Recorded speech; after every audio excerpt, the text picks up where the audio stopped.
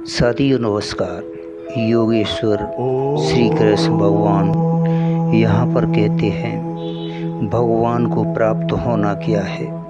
भगवान के आर्त आदि सभी भक्त भगवान को कैसे प्राप्त हो जाते हैं। मित्रों, इस वाक्य में अपि के प्रयोग से क्या भाव दिखलाया गया है।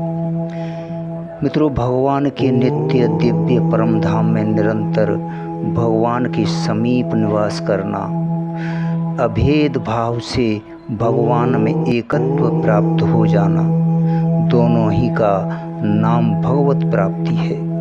भगवान के ज्ञानी भक्तों की दृष्टि में तो संपूर्ण जगत भगवान का ही स्वरूप है।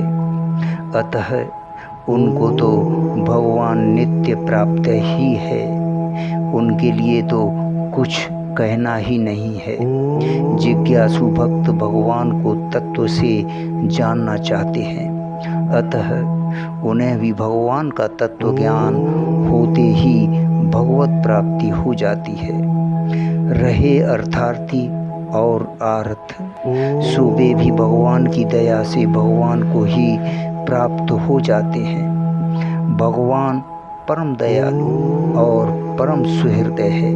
वे जिस बात में भक्त का कल्याण होता है, जिस प्रकार वह शीघ्र उनके समीप पहुंचता है, वही काम करते हैं। जिस कामना की पूर्ति से या जिस संकट के निवारण से भक्त का अनिष्ट होता हो, मोहबश भक्त की याचना करने पर भी भगवान उस कामना की पूर्ति, संकट का निवारण नहीं करते, और जिसकी पूर्ति से उनमें भक्त का विश्वास और प्रेम बढ़ता है, उसी की पूर्ति करते हैं। अतः एवं भगवान के भक्त कामना की पूर्ति के साथ साथ आगे चलकर भगवान को भी प्राप्त कर लेते हैं।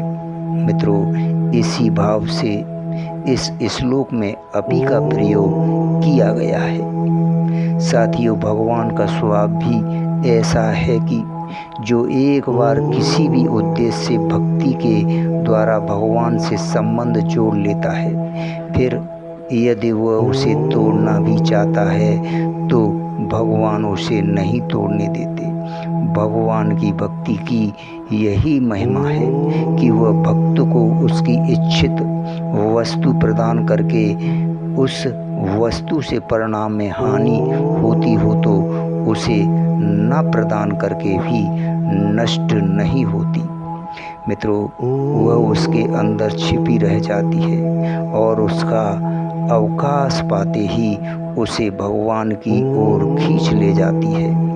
एक बार किसी भी कारण से मिली हुई भक्ति अनेक जन्म बीतने पर भी तब तक उसका पिंड नहीं छोड़ती, जब तक कि उसे भगवान की प्राप्ति नहीं करा देती। मित्रों, भगवान की प्राप्ति होने के पश्चात तो भक्त के छूटने का प्रश्न ही नहीं रहता।